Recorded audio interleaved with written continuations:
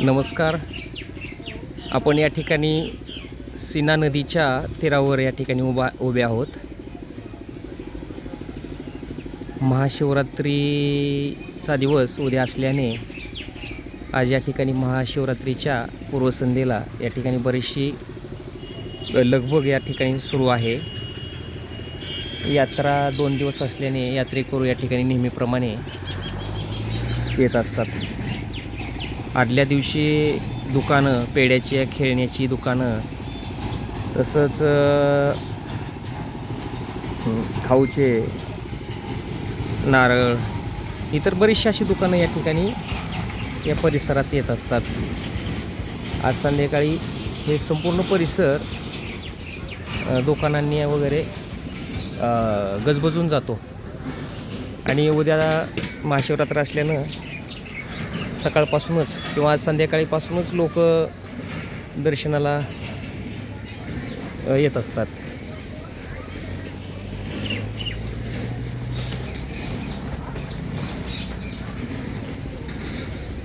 सीना नदीमध्ये हा जो बंधारा आहे, पाणी कमी झालेलं दिसतंय. अतिवृष्टीमध्ये खूप पाणी या नदीला सीनामायला आलेलं होतं आणि त्यावेळेस बरंचसं शेतकऱ्यांचं, लगतच्या शेतकऱ्यांचं नुकसानही झालेलं होतं आणि इतरही ठिकाणी, बऱ्याचशा ठिकाणी शेतकऱ्यांचं नुकसान झालेलं होतं. कारण अतिवृष्टी आणि खूप मोठा पाऊस पडल्यामुळं नदीने सुद्धा पात्राबाहेरून नदी वाहत होती. सीना नदी हे आपण यापूर्वी सर्व ऐकलेलं आहे, पाहिलेलं आहेच. आता पाहू शकता तुम्ही, पाणी अतिशय शांत असं नितळ पाणी दिसून येतं आहे. कधीकधी यापूर्वी या नदीमध्ये महाशिवरात्रीच्या वेळेस पाणीही नसायचं. बंधाऱ्यापूर्वीची गोष्ट आहे ही. त्यावेळेस दुकानं, यात्रेची दुकानं वगैरे या पात्रामध्ये वाळू राहायची. कुठंतरी असं खड्डे वगैरे राहायचे. त्यात शेतकऱ्यांची मोटार वगैरे, सिंचनासाठीच्या मोटार वगैरे, त्यातून ते पाणी दिलं जायचं. त्यामुळं पाणी नसल्या कारणानं यात्रा या ठिकाणी पात्रामध्ये सुद्धा, सीना पात्रामध्ये सुद्धा यापूर्वी भरलेल्या आहेत. पण ती खूप दिवसाची गोष्ट आहे. आता मात्र यावर्षी सीना नदीमध्ये पाणी असल्यानं यात्रेला वरच जागा आहे पार्किंगला. त्यामुळं अडचणी येणार आहे. कारण आजूबाजूला ऊसाचं क्षेत्र वाढलेलं आहे पाण्यामुळं. मोकळे शिवार असल्यानंतर गाड्या उभारण्यासाठी जागा असते, परंतु तसं आता दिसून येत नाही. या परिसरामध्ये अतिशय निसर्गरम्य असा परिसर आहे हा. खूप झाडं, मोठी झाडं, चिंचेची आणि लिंबाची मोठी जुनी झाडं या ठिकाणी या परिसरामध्ये आहेत. त्यामुळं एक खूप मनाला शांतता या परिसरामध्ये नेहमीच जाणवते. 2 दिवस या ठिकाणी यात्रा असते. उद्या 15 फेब्रुवारी रविवार आणि 16 फेब्रुवारी सोमवारीही, म्हणजे अशी 2 दिवस यात्रा या ठिकाणी भरली जाणार आहे.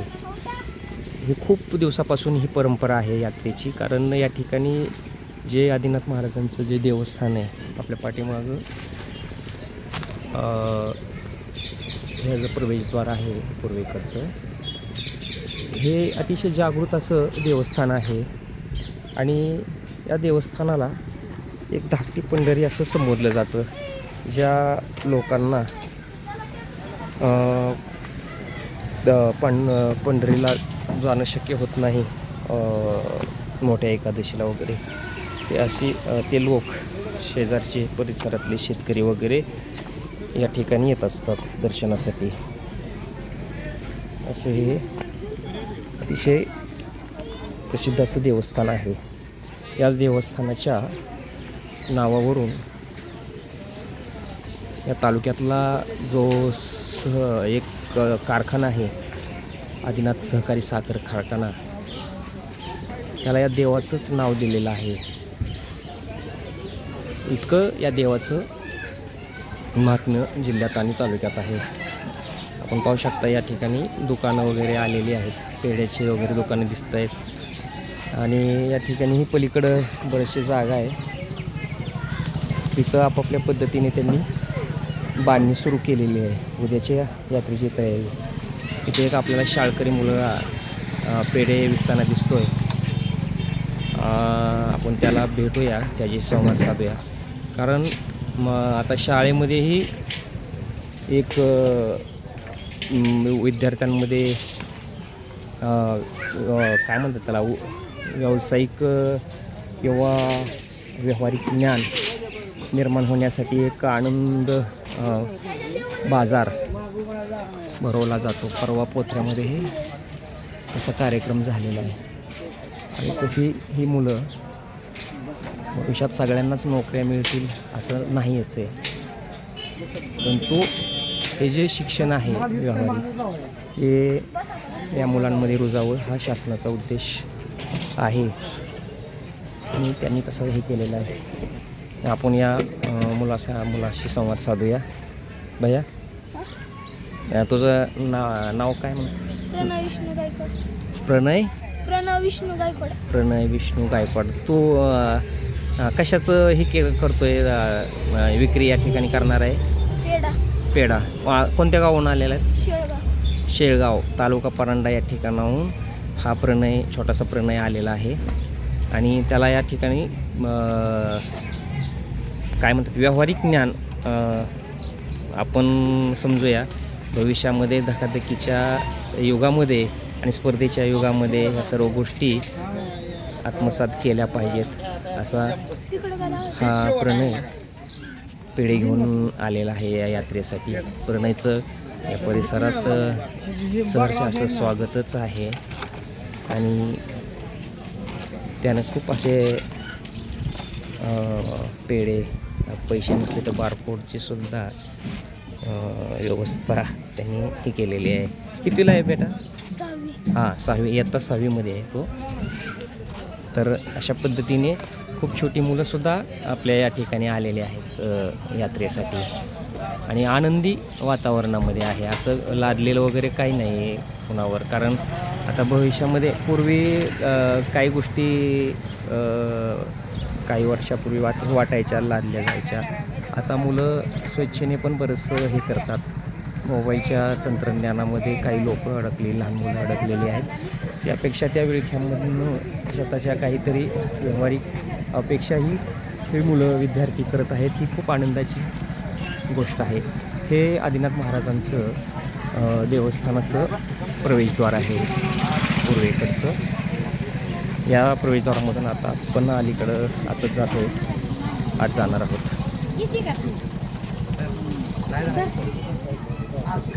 अतिशय जागृत असं देवस्थान आहे. या देवस्थानचा पहिला जीर्णोद्धार वास्कर, वैकुंठवासी मल्लप्पा वास्कर यांनी केला असल्याचं नोंद मिळते. त्यांनी त्यांच्या, आणि ही खूप मोठी परंपरा आहे. वास्कर नाव कुटुंबाची म्हणा, फडाची म्हणा, त्या ठिकाणी काही विशिष्ट सणावाराला, महाशिवरात्रीला इथं त्यांच्या वंशजांची कीर्तन होत असतात आणि भाविक या ठिकाणी कीर्तनासाठी उद्या खूप असं दाखल होतात. उद्या वेगवेगळी कीर्तन. आता उद्या महाशिवरात्री असल्यामुळे संपूर्ण परिसर गजबजून जातो आणि रात्री खूप नामवंत कीर्तनकारांची कीर्तनं या परिसरामध्ये होत असतात. समोरचा सीना नदीचा परिसर इथून पाहिल्यानंतर खूप असं खूप सुंदर असं मनोहरी दृश्य दिसतं आहे. या ठिकाणी आपल्याकडं पोथरे निलज दादा पोथरे निलज ग्रामपंचायतच्या हद्दीमध्ये पोथरे हे आमचं गाव आणि त्याच हद्दीतलं हे निलज असं एक ग्रुप ग्रामपंचायत आहे आणि त्या ग्रुप ग्रामपंचायतचे सरपंच आपल्यासोबत आहेत आता अंकुश दादा शिंदे. कशी व्यवस्था केलेली आहे काय केले आपण त्यांच्याकडून जाणून घेऊया. या पोथरे आणि निलज या ग्रामपंचायतच्या हद्दीमधला हा विषय हे देवस्थान आहे. दादा, कसं तयारी झाली उद्याच्या 2 दिवसाच्या यात्रेसंदर्भात थोडंसं सांगा. यात्रेची सर्व पूर्वतयारी झालेली आहे. हो हो. या ठिकाणी आपण पार्किंगची स्वतंत्र व्यवस्था केलेली आहे. यापूर्वी पार्किंग आपण बाहेर करत होतो ते पार्किंग आपल्या मंदिराच्या जागेमध्ये घेतली आहे. आपली जागा जी पूर्वी वापरत होती त्यापेक्षा आपण 4-5 एकर जागा पुढची वाढवलेली आहे. सर्व साफसफाई करून आणि सर्व दुकानांच्या जागा फायनल करून आपण क्लिअर केलेत. या पाण्यामुळं काही म्हणजे पार्किंगला थोडंसं जागा कमी पडेल म्हणून अगोदरच पूर्वतयारी केलेली आहे यात्रेच्या. साफसफाई केलेली आहे. नदीच्या पात्रामध्ये आपलं काही होणार नाही अशा प्रकारचं नियोजन केले. त्या ठिकाणी जागा मुबलक उपलब्ध आहे त्यामुळे लोकांना कुठलीही असुविधा होणार नाही. हो हो. आता दादा या ठिकाणी एक फलक पाहिला मी टाकीवरचा. तर त्या टाकीवर हे सदर टाकीमधील पाणी सीना नदीतील आहे आणि ते पिण्यास अयोग्य आहे असं म्हटलंय. तर त्या पाण्यासंदर्भात तो जो फलक आहे तो जुना फलक आहे. बरं. आता तिथं पाणी जे आहे ते पाणी काढून टाकलं जाणार आहे 10 मिनिटात. बरं. पिण्याचं पाणी आलेलं आहे. हो. फलक एक 15 मिनिटात तो निघून जाईल. तो फलकही आणि योग्य आणि त्या ठिकाणी सगळ्या ठिकाणी पिण्याचं पाणी सुरू होईल. हो हो. ओके.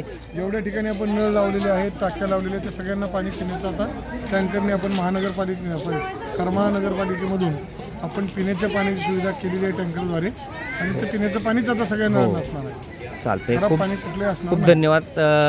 हे होते पोथरे निलज ग्रुप ग्रामपंचायतचे सरपंच अंकुशदादा शिंदे यांनी अतिशय महत्त्वाची आणि मुद्देसुदाची या यात्रेच्या संदर्भात आज माहिती दिलेली आहे. त्यांचेही खूप आपण या ठिकाणी धन्यवाद असं मानूयात. धन्यवाद दादा. आता आपण या ठिकाणी आज प्रवेश करतोय. या ठिकाणी असं विस्तीर्ण असा मंदिराचा प्रांगण आहे. या ठिकाणी नव्याने काही हे झालेले आहेत बांधकामं वगैरे. कारण सभागृह बांधता येतील वेगवेगळ्या निधीतून. वेगवेगळ्या आपल्या प्रतिनिधींनी आपल्या प्रयत्नातून केलेली आहेत. या परिसरामध्ये एक छोटंसं मंदिर आहे. अतिशय सुबक असं मंदिर आहे आणि त्याच्याच लगत आहेत ह्या साधू पुरुषांच्या समाधी आहेत. हे आदिनाथ महाराजांचं मंदिर खूप मोठं असं पूर्ण दगडी बांधकामामधून हे मंदिर आहे बांधलेलं. आणि याच परिसरामध्ये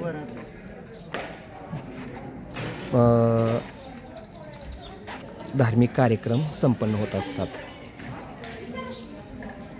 या ठिकाणी काही विरगळही आपल्याला दिसून येत आहेत. हे जे समोर दिसतंय ते छोटंसं मंदिर दक्षिणमुखी मारुतीरायांचं मंदिर आहे. आतल्या बाजूस काही मंदिरं असल्याचे आपल्याला दिसून येतात. एक दीपमाळ समोर आहे.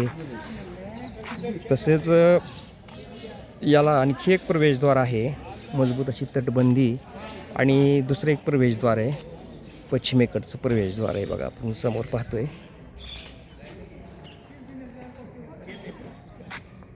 दोन प्रवेशद्वार आहेत. एक छोट्याशा इथं काही विरगळ आणि सतीची शेळ आपल्याला दिसून येते समोर.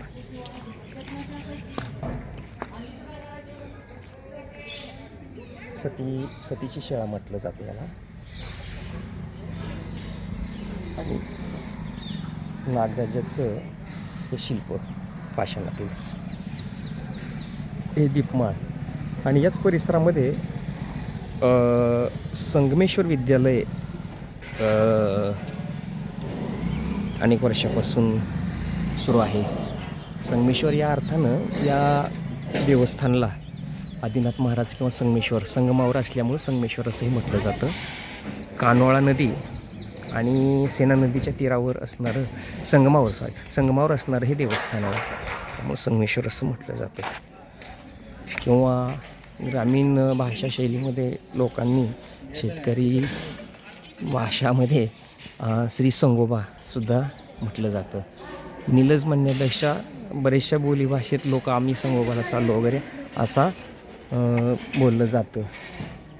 आपण या ठिकाणी उद्या खूप गर्दी राहणार आहे किंवा संध्याकाळीही खूप गर्दी राहणार आहे. आपण थोडंसं मंदिरातून येऊया. आपण आता मंदिरामधून जात आहोत. खूप सुंदर असं आणि विस्तीर्ण अशा पाषाणातील सगळे दगडी पाषाणातील हे मंदिर आहे. पूर्ण दगडाची बांधणी आणि पूर्वीचं जे वास्तू आता त्याला लोक नवीन आलेले आहेत. परंतु जुनी जी बांधकामं आहेत त्याचं वैशिष्ट्य असं आहे की त्याला सिमेंट नसतानाही अनेक वर्ष ती मजबूत अशा स्थितीमध्ये राहिलेली आहेत. कारण त्या लोकांनी त्या बांधकामामध्ये बांधणीमध्ये कसलीही कसर ठेवली नाही. अतिशय प्रामाणिकपणे त्या गोष्टी वास्तू घडून आणलेल्या त्या कारागिरांनी मेहनतीने कष्टाने इमानदारीने त्या गोष्टी केल्या असल्यामुळं कित्येक वर्ष आज त्या आहे अशा अवस्थेत आहेत. नवीन बांधकामं जशी ढासळतात तशी ही जुनी बांधकामं कितीतरी वर्ष जुनी असूनही तशी परंपरा. या ठिकाणी एक शिवलिंग दिसतं आहे. हे या देवस्थानच्या ठिकाणी 2 शिवलिंग आहेत. हे एक बाहेरच्या बाजूचं एक शिवलिंग आपण पाहत आहे. आपण आता देवस्थानाकडे आतमध्ये मंदिराच्या मुख्य गाभाऱ्याकडे जातो आहे. अतिशय सुंदर आणि विलोभनीय असं याचं बांधणी मंदिराची मजबूत अशी बांधणी आहे. या ठिकाणी उद्या खूप गर्दी असणार आहे. या परिसरातल्या लोकांनासुद्धा गर्दी दर्शनासाठी खूप आटापिटा करावं लागणार आहे. इतकं गर्दी राहणार आहे. कारण खूप लांबून दुरून किंवा आसपासच्या परिसरामध्ये खूप लोक येत असतात दर्शनासाठी.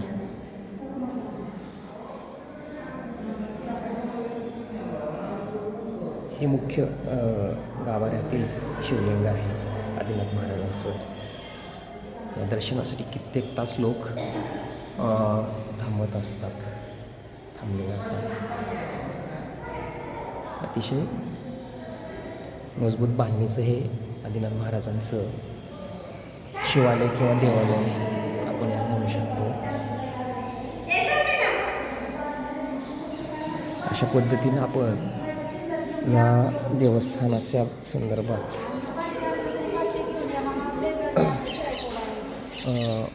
माहिती घेतो आहोत. या ठिकाणी दर महिना वारीला एकादशीला पंधरवाड वगैरे एकादशीला नजीकच्या पोथरे ज्याला शनी शिवपूर असंही संबोधलं जातं. शनेश्वर महाराजांचं तिथं जागृत असं देवस्थान आहे आणि पुरातन अशी वास्तू आहे त्या ठिकाणी. तर त्या ठिकाणाहून तेथील वारकरी भक्तांकडून भजनी मंडळाकडून इथं दिंडी येत असते आणि इथं धार्मिक कार्यक्रम संपन्न होत असतात. कीर्तनासारखे किंवा महाप्रसाद या ठिकाणी आयोजित केलेलं जातं देवाच्या दारामध्ये. महाशिवरात्रीला उद्या दिंडी आता आणखी बोरगाववरून दिंडी येते. तसेच देवीचा माळ येथून एक तरुण युवक वर्गांमधून एक दिंडी या ठिकाणी येतो आणि खूप असं मंदिर परिसर फुलून जातो. भक्तिमय संपूर्ण वातावरणामध्ये हे मंदिर फुलून जातं. आज संपूर्ण बाहेर आतल्या बाजूस मोकळी जागा असली तरी उद्या मात्र या ठिकाणी खूप गर्दी राहणार आहे. अशा पद्धतीनं हे एक जागृत देवस्थान आहे. याच देवस्थानाच्या परिसरामध्ये धार्मिक कार्यक्रम कीर्तन वगैरे उद्या सायंकाळी महाशिवरात्रीला होत असतात. 2 दिवस असणारी ही यात्रा खूप अशी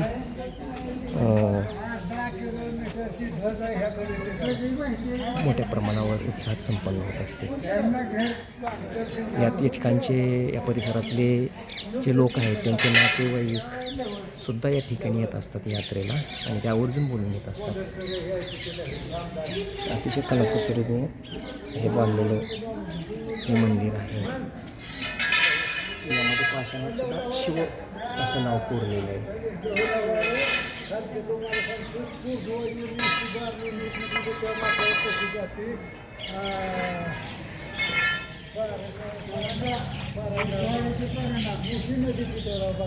अशा पद्धतीनं 2 दिवस चालणारी ही यात्रेची या परिसरातील खूप जुनी लोक आत्मीयतेनं वाट पाहत असतात. पूर्वी दळणवळणाचे साधन नसल्या कारणानं बैलगाड्यांनी हा परिसर आमच्या लहानपणी खुलून जायचा. अनेक बैलगाड्यांमध्ये महिलांसाठी वैरण घेऊन लोक बैलगाड्यांमध्ये घोंगड्या वगैरे आणून यात्रेला यायचे आणि तो आनंद खूप वेगळाच होता. आता तसा आनंद म्हणजे यात्रेचं स्वरूप बदललेलं आहेच. वाहतुकीच्या किंवा ह्या नवीन तंत्रज्ञानाच्या ह्याच्यामुळं बदललेलंच आहे.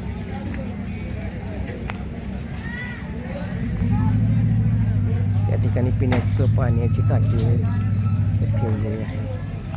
आता सरपंच साहेबांनी सांगितलं की इथं पाणी बदललं जाणार आहे. हे अगोदरचं दर्शनासाठी हातपाय धुण्यासाठी वगैरे पाणी वापरलेलं जात असेल. पिण्यासाठी पाणी बदललं जाणार आहे. आपण पाहू शकता या ठिकाणी बरेचसं परिसरामध्ये दुकानं आलेली आहेत. हे संपूर्ण परिसर दुकानांनी गजबजून गेलेला आहे बघा. उद्या तर खूप लोक येणार आहे तिथं. खेळणीचे साहित्य किंवा महिलांचे काही पर्स म्हणा, या सगळ्या गोष्टी, बॅग, या सगळ्या गोष्टींची दुकानं या ठिकाणी आलेली आहेत.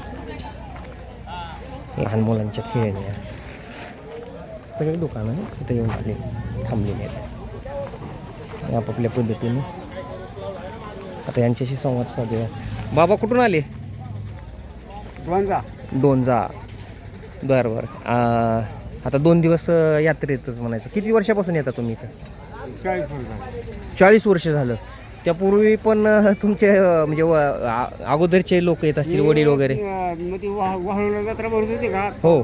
मग खूप दिवसाची गोष्ट आहे वाळूची यात्रा. आता हे काय आणले आपण? आम्ही खेळणी, हो. पुन्हा ते कपड्या, हां. अजून ते रुकवता सामान. आता तुम्हाला ह्यांना काही पावती थोडीशी द्यावं लागत असेल ना, काही नियम त्यांच्या स्वच्छतेचे वगैरे? हो. आपण 40 वर्ष तुम्ही आनंदाने येत आहे. दर्शन होतं. दुसरी गोष्ट ह्या सगळ्या गोष्टीत मिसळून आनंद मिळतो. हो. काय नाव म्हणले आपलं? गजेंद्र दिगंबर तवटे. हो. तर हे गजेंद्र बाबांचा आपल्याला संवाद साधला आणि अतिशय त्यांनी आनंदाने सांगितलं की आम्ही 40 वर्षापासून येतो आहे. म्हणजे पहा किती वर्षापासून, त्याच्या ह्या अगोदरपासून लोक परंपरा आहे ह्या गोष्टीची. म्हणजे खूप दिवसाची परंपरा आहे, परंतु त्यांच्या आधीची पिढी पण या यात्रेमध्ये आपलं साहित्य वगैरे घेऊन येत असतील. हे पाहू शकताय तुम्ही. दुकानांच्या बांधण्या वगैरे सुरू आहेत. काही ठिकाणी तर पूर्ण झालेलंच आहे, बांधण्या वगैरे झालेल्याच आहे पूर्ण. आता यांच्याशी आपण थोडासा संवाद साधूया. कुठून आले? कोणत्या गावावरून आले? बारामती. बरं. किती वर्षापासून येत आहे? होय. किती वर्षापासून येत आहे यात्रेला? हां 20 वर्ष झालं. बघा म्हणजे या यात्रेला येणारी माणसं म्हणजे सातत्य ठेवतात याचा आपल्याला अनुभव येतोय. 20 वर्षापासून कंटिन्यू येत आहेत. अतिशय असं म्हणजे जागृत देवस्थान आणि या परिसराची जे चैतन्य आहे, चैतन्याची महती आपल्याला या त्यांच्या संवादातून दिसून येत आहे. इथं आणखी खेळणीवाले आणखी येत आहेत. काही लहान छोटासा मुलगा आणखी इथं आपल्याला दिसतोय. बाबा कोणत्या गावाहून आले? अंतुर्णे. बारामती. बघा बारामती. आज यात्रेच्या पूर्वसंध्येला ह्यांची खूप मोठी तयारी सुरू आहे. त्यांच्यासोबत हा लहान का छोटा मुलगासुद्धा आहे. तुझं नाव काय बेटा? माऊली. बरं. पहिल्यांदाच आला का यात्रेला? दरवर्षी येतो. बरं. हां. तुम्ही किती वर्षापासून येत आहे? 8 वर्षापासून येत आहे. हां. खेळणी वगैरे लहान मुलांच्या खेळणी वगैरे यांनी आणलेल्या आहेत विक्रीसाठी. आणि या यात्रेमध्ये तेही सहभागी झाले आहेत आपल्या आनंद घेऊन. अशा पद्धतीनं ही दुकानांची सजावट सुरू आहे. आपण मोर्याची जी महाशिवरात्र आहे त्या पूर्वसंध्येला जी तयारी सुरू आहे त्या तयारीची काही दृश्य पाहतोय. इकडं पण बरीचशी तयारी झालेली आहे पूर्ण.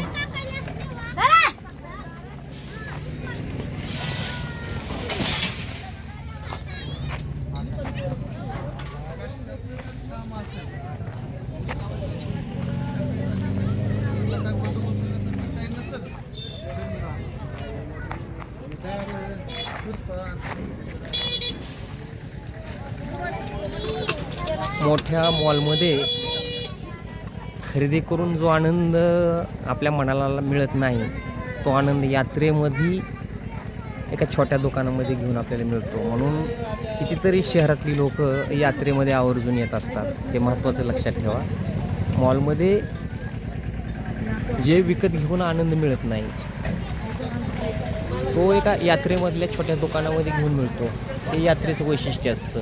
कारण त्यामध्ये आपल्या मातीची जाणीव असते. त्यामुळं कितीतरी लोक शहरामध्ये नोकरीनिमित्त असलेली आमचे बरेच मित्रपरिवार आहेत या यात्रेला येत असतात आणि एक आठवण म्हणून काही ना काही खरेदी करीत असतात. इथलं काही यात्रेमधले पदार्थ चाकत असतात. अशा पद्धतीने या यात्रेचं वैशिष्ट्य आहे. म्हणजे आपल्या मनामध्ये पूर्वजांनी जे पूर्वी कितीतरी थोड्या आता दळणवळणाची साधनं वाढल्यामुळं जवळ आले सगळ्या गोष्टी. जग असं आपण म्हणतो किंवा मोबाईलमुळं तर कुठलंही माहीत होतं. परंतु पूर्वी काहीच असं नव्हतं ना. त्यामुळं असे लोकांना वाट म्हणजे त्या गोष्टीची काय म्हणतात त्याला वाट बघायची लोक की यात्रा कधी येणार असं दिवस आठवत राहायची. कारण त्यातमध्ये जो आनंद होता. आता जुनी माणसं आजसुद्धा महाशिवरात्री म्हणलं की सगळ्या लोकांना आनंद होऊन जातो. जुन्या शेतकरी लोकांना आणि परिवारातल्या सगळ्याच लोकांना, मुलांना. असं या यात्रेचं वैशिष्ट्य आहे. या परिसरामध्ये ही मोठी यात्रा आहे दिवसापासून भरली जाणारी. या ठिकाणी बऱ्याचशा गाड्या आहेत. हे अजून इथंही मोकळी जी जागा आहे तिथेही दुकानं बसली जाणार आहेत. अशा पद्धतीनं हे यात्रेची तयारी आपण पाहतोय. उद्या याच यात्रेमध्ये इथं जे काही मिठाईची खाऊची दुकानं आहेत तर त्यामध्ये येऊन मी स्वतः मित्र परिवारांसोबत आस्वाद घेणार आहे, दर्शन घेणार आहे. कारण तो एक आनंद वेगळाच असतो आणि आहे.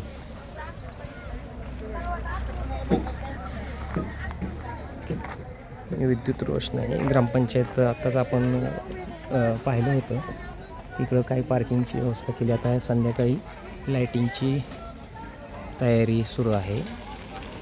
संपूर्ण परिसराचं सुशोभीकरण, तसेच विद्युत पुरवठा सर्व दुकानांना होईल अशा पद्धतीनं नियोजन इथल्या स्थानिक प्रतिनिधींचं आणि पंच कमिटीचं, तसेच ग्रामपंचायतचे जे समिती आहे, सरपंच असतील, सर्व ग्रामसेवक असतील, तलाठी भाऊसाहेब असतील आणि विशेषतः प्रशासन, पोलीस प्रशासन असेल, तहसीलकडूनही खूप मोठं ह्यांना सहकार्य भेटणार आहे. या ठिकाणी प्रशासनाचं खूप मोठं सहकार्य असतं. त्यामुळं यात्रेला खूप शांततेने पार पाडली जाते आणि लोकांचाही तशाच पद्धतीने सहकार्य प्रशासनाने करत असतात. लोकही आता ह्या बारामतीची दुकानं आहेत, काय आलेली आहेत, करंद्याकडून काय आलेले आहेत, आणखी वेगवेगळ्या गावावरून परिसरामध्ये दुकानं आलेली आहेत. ही दुकानं फाटलेली जाण्याची आपण ही काही दृश्य पाहतोय.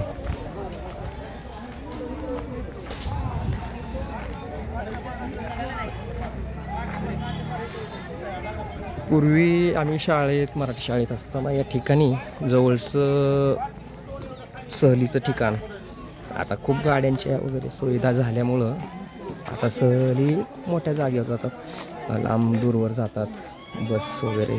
त्यावेळेस होतं, पण पैशाच्या अभावी शिक्षक लोक जुनी जाणती शिक्षक मंडळी होते, ते आपले कमी खर्चामध्ये सहली घ्यायचे. मग जवळचं एखादं देवस्थान किंवा छोटंसं काहीतरी पर्यटनासारखं एखादं स्थळ असेल अशा ठिकाणी, तर मला बऱ्याच वेळा आम्ही या ठिकाणी सहलीला आलेलं लक्षात आहे. या परिसरामध्ये आपापले डबे घेऊन याच परिसरामध्ये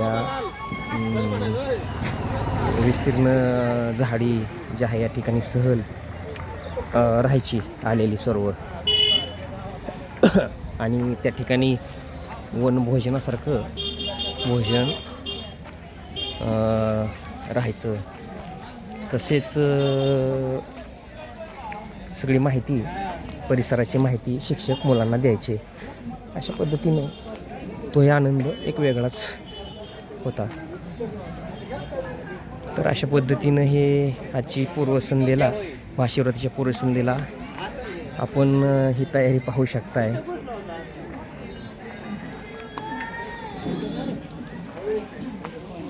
उद्या भेटूया यात्रेच्या काही उद्या थोडं, आज जी तयारी आहे, उद्या ह्याचं जे दृश्य कसं असेल हे उद्याही आपण पाहू. तुर्तास एवढंच या ठिकाणी एवढं माहिती आणि हा जो परिसर आहे त्याचं जे चित्रीकरण आपण घेतलेलं आहे त्यावरच आपण थांबूया. तर पुन्हा या ठिकाणी भेटू. चालतं, नमस्कार.